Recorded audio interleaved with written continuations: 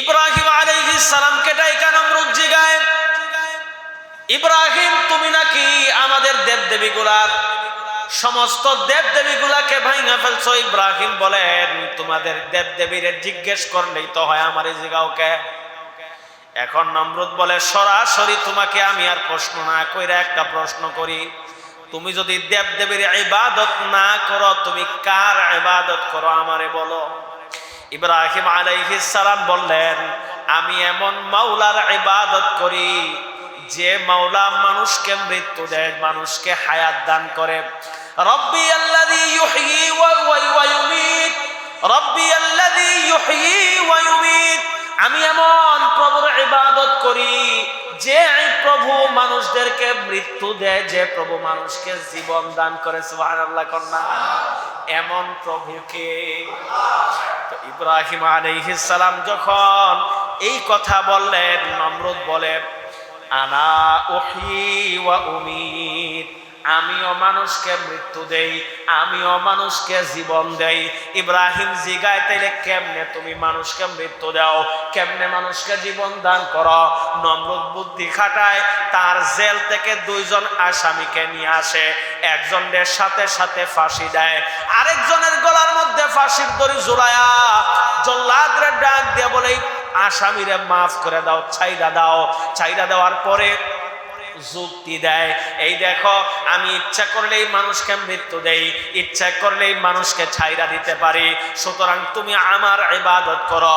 রব্বুল আলামিন ইব্রাহিম আলাইহিস সালামের মাথার মধ্যে ইলহাম করলেন, হে ইব্রাহিম, এই তো তোমার সুযোগ নমরুদকে হাতে নাতে পাকড়াও করার।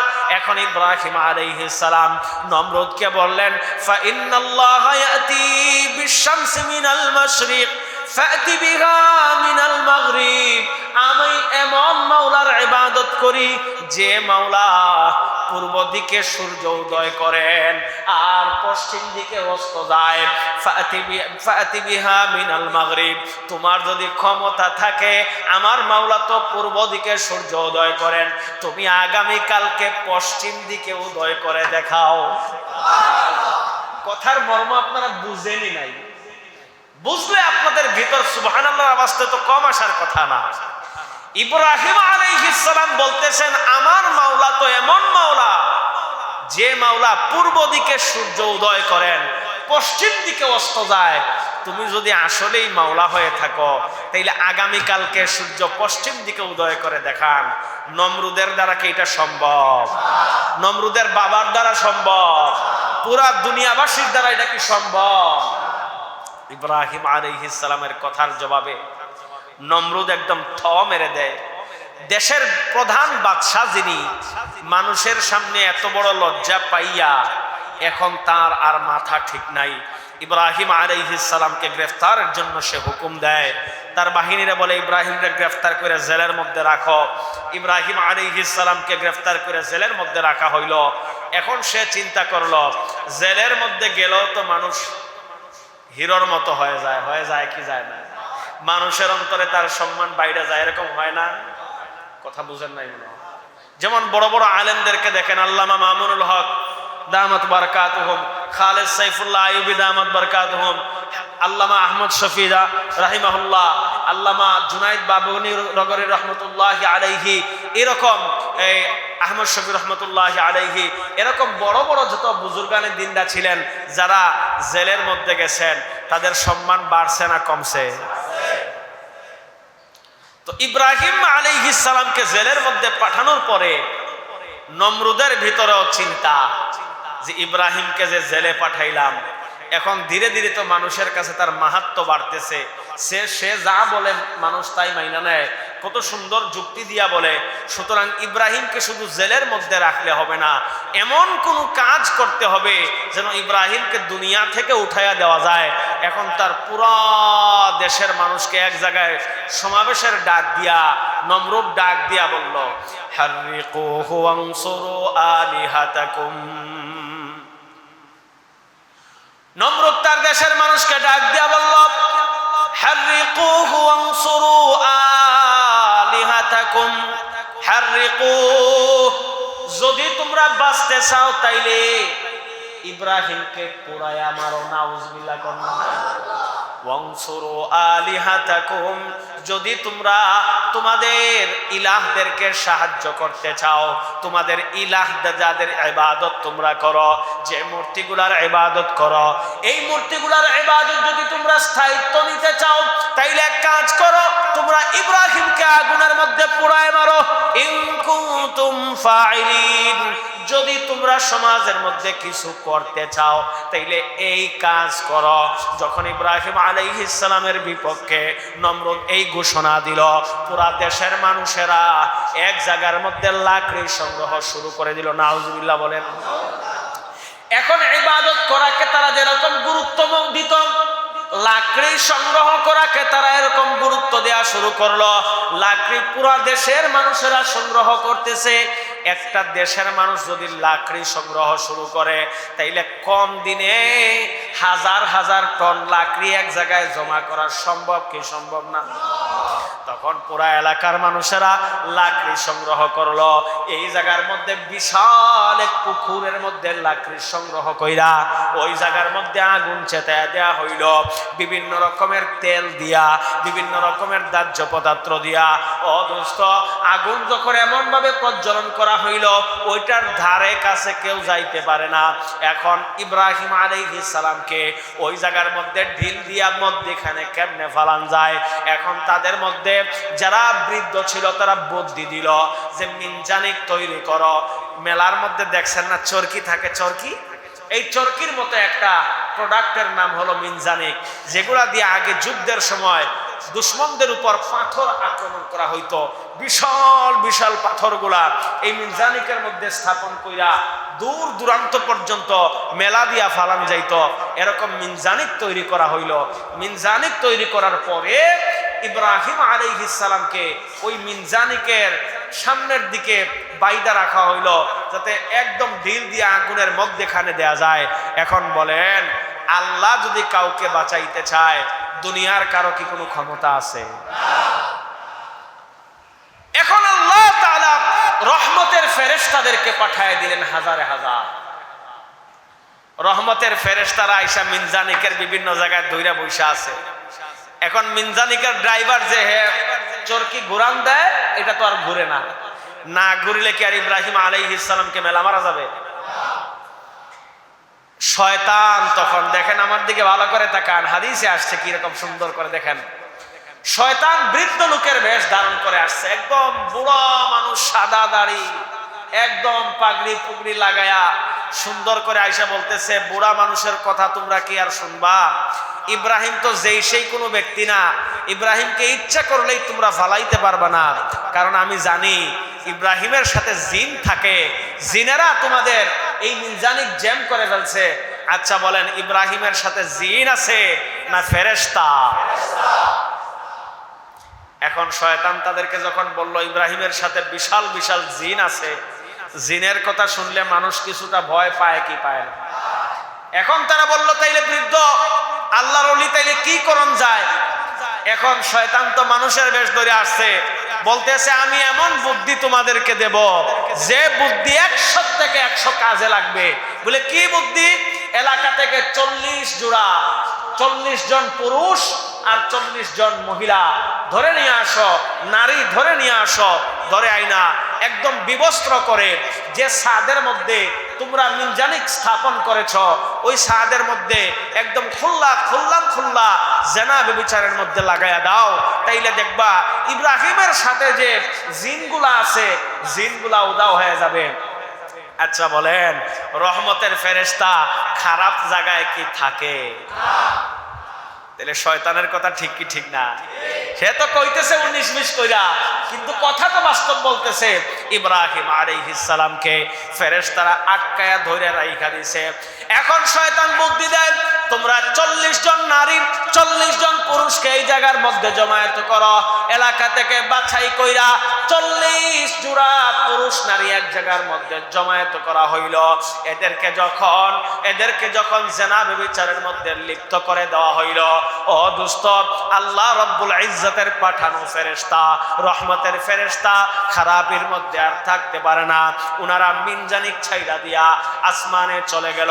আসমানে যখন চলে যাইতেছে ফেরেশতারা, তখন আবার মিনজানিক যখন চরকিটা ঘুরান দেওয়া হইল, ইব্রাহিম আলাইহিস সালাম যেরকম মেলা মারা হয়েছে উড়ে উড়ে গিয়ে যেন আগুনের মধ্যে পড়তেছেন। এই উড়া থাকার মধ্যেই হযরতে জিবরিল আমিন আলাইহিস সালাম এসে হাজির হয়ে গেছেন। কেমন নবী চিন্তা করে, মিনজানিক থেকে ঢেল মারা হয়েছে ইব্রাহিম আলাইহিস সালামকে আগুনের দিকে। এই উড়ন্ত অবস্থায় হযরতে জিবরিল আমিন আয়েশা হাজির হয়ে গেছেন। জিবরিল আমিন আয়েশা বলতেছেন, এ খলিলুল্লাহ, একবার শুধু বলেন না আমার সাথে সাগরের ফেরেশতা আছে, আমার সাথে পাহাড়ের ফেরেশতা আছে, পাহাড় থেকে পাথর আইনা পুরা জাতিকে শেষ করে দেই। আমার কাছে সাগরের ফেরেশতা আছে, ফেরেশতারে আইনা আমি পানি দিয়া আগুন নিভাই দেই।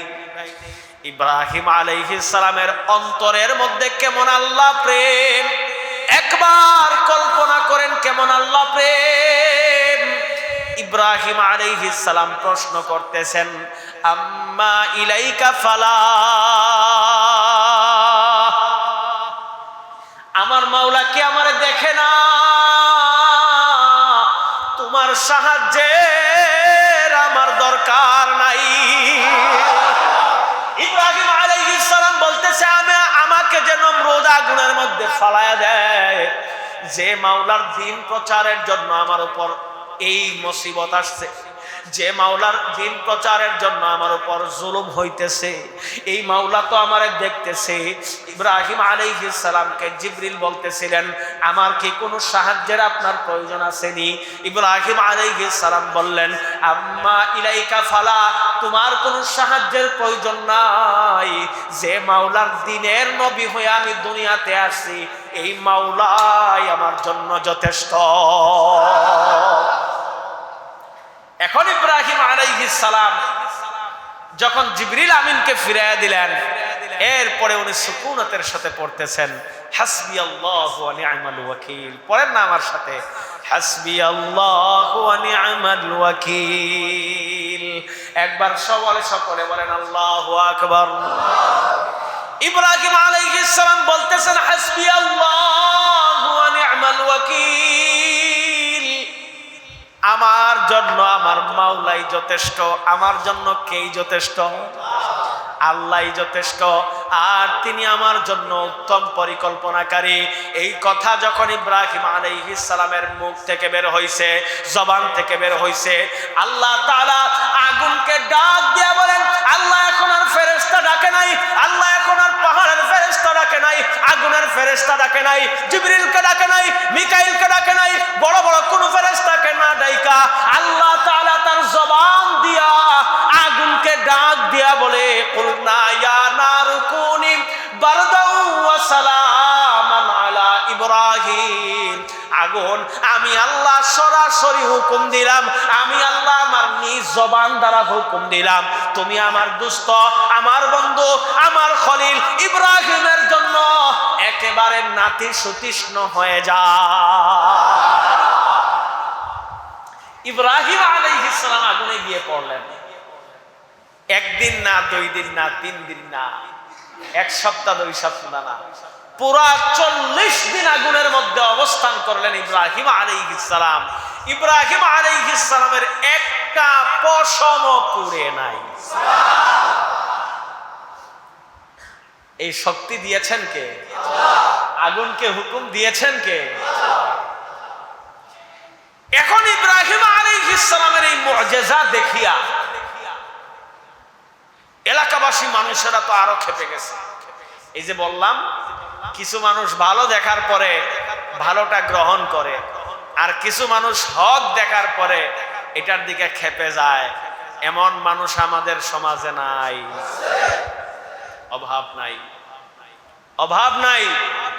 সুদখোর যদি সুদ খায়, আপনি মসজিদে বসে সুদের ওয়াজ করবেন, দেখবেন হ্যাঁ খেপে গেছে গা,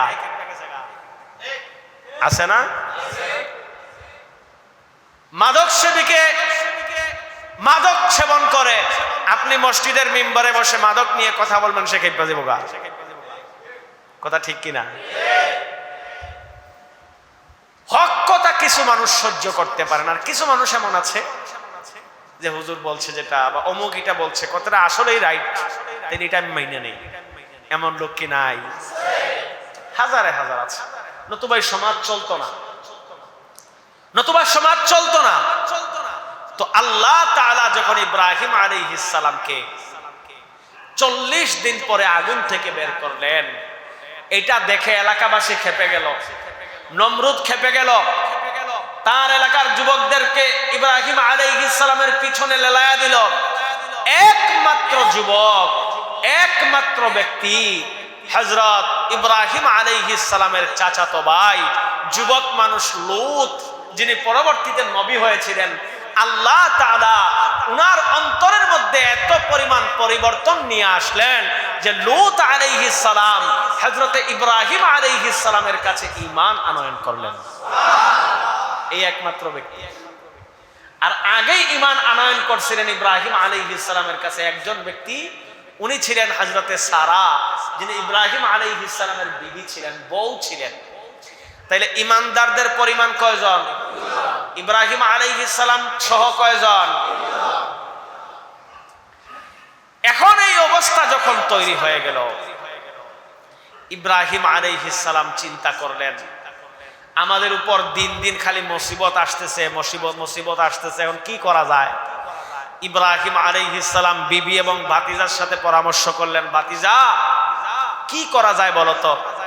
তো আল্লাহ তাআলা ইব্রাহিম আলাইহিস সালামকে ওহী দিলেন, বন্ধু তোমার এলাকার লোকেরা যেহেতু দিনের উপর উঠতেছে না, আমি তোমার মাধ্যমে পৃথিবীকে আমি দেখাইতে চাই, তোমাকে আমি পুরো পৃথিবীর সামনে সম্মানিত করতে চাই। আমি আল্লাহ ইন্নী জাইলুকা লিন-নাসি ইমামা, আমি তোমাকে মানব জাতির নেতা হিসেবে প্রতিষ্ঠা করতে চাই, মানব জাতির নেতা বানাইতে চাই তোমাকে। সুতরাং তুমি বাড়ি থেকে বের হও, হিজরত করো। ইব্রাহিম আলাইহিস সালাম উনার ভাতিজা সহ আর সারা আলাইহিস সালাম সহ তিনজন ইরাকের বাবেল নগরী থেকে আল্লাহ রাব্বুল ইজ্জতের হুকুমে শামের দিকে হিজরত করলেন। সুবহানাল্লাহ বলেন। কিসের দিকে হিজরত করলেন? শাম। শাম বর্তমান দেশের হিসেবে জর্ডান, এরপরে ফিলিস্তিন, এরপরে সিরিয়া, এই যে এলাকাটা হাদিসের পরিভাষায় এই 3-4টা এলাকাকে শাম বলা হয়। কি বলা হয়? এই প্রশ্নটা মনে রাখবেন, এটা আমাদের শেষের প্রশ্ন উত্তরে আসতে পারে যে শাম কোন কোন দেশকে শাম বলা হয় হাদিসের পরিভাষায়। তাইলে 1 নাম্বার পাইলাম সিরিয়া, 2 নাম্বার ফিলিস্তিন, 3 নাম্বার জর্ডান বা তার আশপাশের অঞ্চল। এই কয়েকটা অঞ্চলকে হাদিসের পরিভাষায় কি বলা হয়? শাম। এখন ইব্রাহিম আলাইহিস সালাম যখন লূত আলাইহিস সালাম সহ শামের উদ্দেশ্যে রওনা করলেন, ওই জায়গায় যাওয়ার সময় ইব্রাহিম আলাইহিস সালাম আল্লাহ তাআলা ওই জায়গায় যাওয়ার সময়, শামে যাওয়ার সময় ইরাকের বাবেল নগরী থেকে আল্লাহ মনে মনে চাইলেন, আল্লাহ চাইলেন যে আমি ইব্রাহিমকে আরো একটু পরীক্ষা করতে চাই, সুতরাং তার সঙ্গী তার থেকে কমায় দেই। কেমনে সঙ্গী কমাইলেন? ওই ইব্রাহিম আলাইহিস সালামের ভাতিজা একজন যুবক যদি একজন মানুষের সাথে থাকে তাইলে শক্তিটা কম থাকে না বেশি থাকে? তো আল্লাহ তাআলা ইব্রাহিম আলাইহিস সালামের ভাতিজা লূত আলাইহিস সালামকে নবুয়ত দান করলেন। আর একটু জোরে সুবহানাল্লাহ করেন না। কোরআন মাজিদের সূরা আম্বিয়ার ৭১ নম্বর আয়াতে আল্লাহ বলেন, ওয়ানাজ্জাইনাহু ওয়া লূতান ইলাল আরদিল্লাতী বারাকনা ফিহা লিল আলামিন। আমি লূত এবং ইব্রাহিমকে এমন একটা জমিনের মধ্যে পৌঁছায় দিলাম যে জমিনের মধ্যে আমি আল্লাহ বরকত রেখেছি। এরপরে আল্লাহ তাআলা বলেন, ওয়া লূতান আতাইনাহু হুকমান ওয়া ইলমা, ওয়া লূতান আতাইনাহু হুকমান ওয়া ইলমা। আমি আল্লাহ লূতকে হিকমত এবং প্রজ্ঞা দিলাম। আমি আল্লাহ লূতকে নবুয়তের দায়িত্ব অর্পণ করলাম। নবুয়তের দায়িত্ব অর্পণ কইরা সাদুম গোত্র যারা সমকামিতার মধ্যে লিপ্ত ছিল, সাদুম গোত্র সমকামিতার মধ্যে লিপ্ত ছিল, এদের উদ্দেশ্যে লূত আলাইহিস সালামকে পাঠাইলেন। এখন ইব্রাহিম আলাইহিস সালামের সাথে মানুষ আছে কয়জন? ইব্রাহিম এবং একটু জোরে কর না, ইব্রাহিম এবং সারা আলাইহিস সালাম, এই দুইজন ব্যক্তি যখন সাথে, ওনারা একসাথে পথ চলছেন। এখন আল্লাহ রব্বুল ইজ্জাত ইব্রাহিম আলাইহিস সালামের উপর আরেক মুসিবত নিয়ে আসতেছেন। কিভাবে দেখেন, উনি তো সিরিয়ার মধ্যে পৌঁছলেন, শামের মধ্যে পৌঁছলেন। ওই জায়গার মধ্যে পৌঁছার পরে কিছুদিন যাওয়ার পরে এই জায়গার মধ্যে এমন অভাব দেখা দিল। এখন আল্লাহ বললেন, বন্ধু এই জায়গা থেকে কাজ করো, তুমি মিশরের উদ্দেশ্যে রওনা হয়ে যাও। মিশরের উদ্দেশ্যে রওনা হইলেন হযরত ইব্রাহিম আলাইহিস সালাম। প্রতিমধ্যে আল্লাহ এমন এক মুসিবত উনার সামনে আনলেন। মিশরের তখনকার বাদশা, মিশরের বাদশাদের সাধারণত উপাধি ছিল ফেরাউন। মিশরের বাদশাদের উপাধি কি ছিল? সব যুগের বাদশাদের উপাধি ছিল ফেরাউন। তখনকার যুগের ফেরাউন যে ছিল, সে তার একটা বদভ্যাস ছিল, এক এক রাতে এক এক নারী সঙ্গ তার দরকার পড়তো। এক এক রাতে এক এক নারীকে হাইজ্যাক করে নিয়ে আসতো, আইনা সে খারাপ কাজের সাথে লিপ্ত হইতো। তো ইব্রাহিম আলাইহিস সালামের বিবি যিনি ছিলেন, উনি তো ছিলেন জগতের মধ্যে সর্বশ্রেষ্ঠ, কথা বলে না, জগতের মধ্যে সর্বশ্রেষ্ঠ, তখনকার সময়ে সর্বশ্রেষ্ঠ সুন্দরী ছিলেন।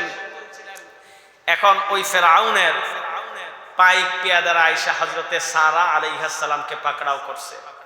তার একটা নীতি ছিল কি, যদি স্বামী আর সন্তান সাথে থাকতো ওই মহিলা, তাইলে দুইজনকে হত্যা করে দাও। আর বাপ আর ভাই যদি সাথে থাকতো, তাইলে এদেরকে জান ভিক্ষা দিয়ে ছেড়ে দাও। এখন আল্লাহ তাআলা বললেন, একটু হিকমত খাটাইবা, যদিও সারা তোমার বিবি, কিন্তু তোমরা দুইজন যেহেতু দিনের উপর আছো, দিনই ভাই বোন তো তোমরা। সে যদি তোমাদের তার বাহিনী যদি তোমাকে জিজ্ঞাসা যে তুমি তার কি হও, তাইলে বললো আমরা দুইজন দিনই ভাই বোন। সুবহানাল্লাহ। কারণ স্বামী স্ত্রী কইলেই কি কথা কয় না, স্বামী স্ত্রী বললেই কি গল্লা কাটা। এখন বাহিনী ধরে জিগায় এটা কে তোমার, সারারে জেকায় কয় এটা কে, বলে এটা হলো আমার দিনী বোন। এখন ইব্রাহিম আসে দিয়া সারা আলাইহিস সালামকে ধরে নিয়ে গেছে বাদশার পাইক পেয়াদারা।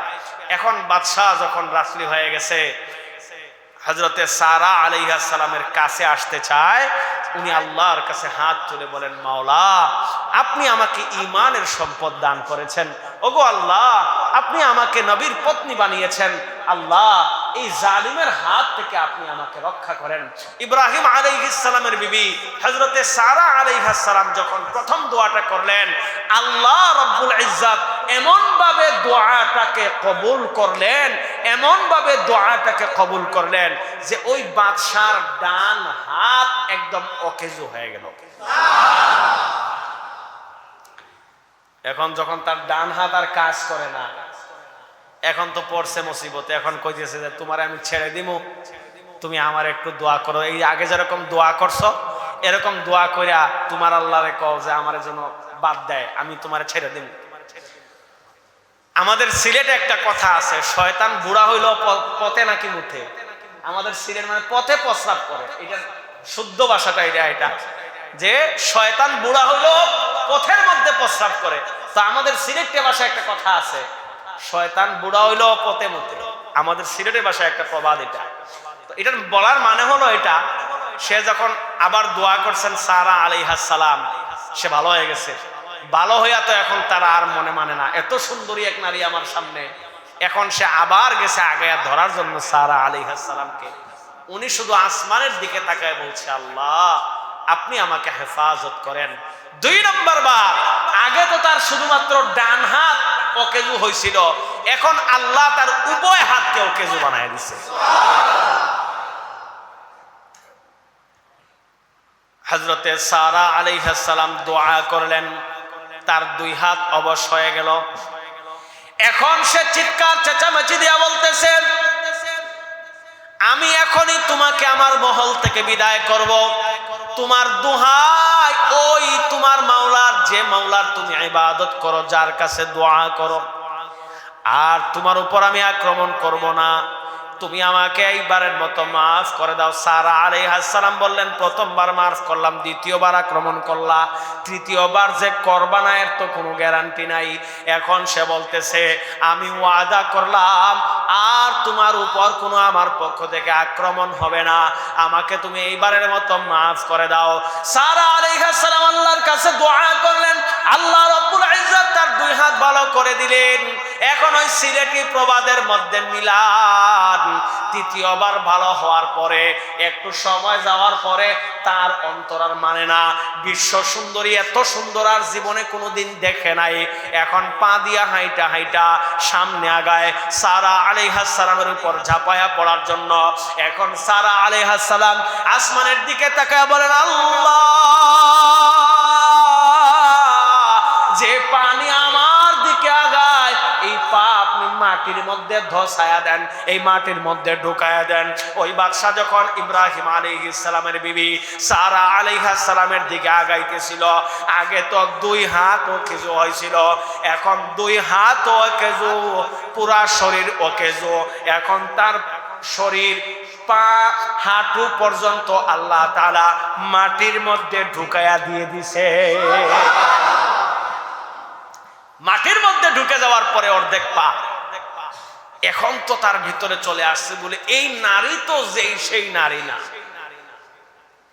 এই নারী তো যেই সেই নারী না। 3 বার তার দিকে আগায় গেলাম, 3 বার আমার উপরে এই গজব নিপতিত হইল। দেখেন ভাই, বানায়া বলা কথা বলতেছি না, বুখারী শরীফের 3358 নম্বর হাদিসের তরজমা মজমুনটা আমি আপনাদের সামনে বলতেছি। 3358 নম্বর হাদিসে এই ঘটনা পুরা বিস্তারিত বর্ণনা করেছেন রাসূলুল্লাহ সাল্লাল্লাহু আলাইহি ওয়াসাল্লাম। এরপরে সারা আলাইহিস সালামের কাছে অনুনয় করে বলল, তোমরা যে উদ্দেশ্যে বের হইছো, তুমি তো বলছো তোমরা খাদ্য সংগ্রহের জন্য মিশর যাওয়ার পথে ছিলা, আমি ওয়াদা করলাম জীবনে আর কোনোদিন কারো কাছে তোমাদের হাত পাইতা খাওয়ান লাগবো না, এত পরিমাণ সম্পদ তোমাদেরকে দেব। আর তোমার কাছাকাছি এক সুন্দরী আমার এক দাসী আছে, নাম হইল হাজার, মানে হাজেরা, আমি ওই আমার দাসীকে তোমার খাদেমা হিসেবে তোমাকে দিয়ে দেব, এরপরে তুমি আমাকে মাফ করে দাও। কিন্তু সারা সন্তুষ্ট না। এরপরে সে বলতেছে, তুমি যে রবের উপর ঈমান আনছো আমিও ওই রবের উপর ঈমান আনবো, এরপরে তুমি আমাকে মাফ করে দাও। আল্লাহর কাছে সারা আলাইহিস সালাম দোয়া করলেন, আল্লাহ তাকে আবারও সুস্থ করে দিলেন। এখন বাদশা কয়, তাড়াতাড়ি মুসিবতরে আমার কাছের থেকে সরা, এই মুসিবতের দ্বারে গেলেই মুসিবত। এখন হাজার, যাকে পরবর্তীতে হাজারা নামে আমরা চিনি, এই হাজারকে সারা আলাইহিস সালামের খাদেমা হিসেবে দেওয়া হইল।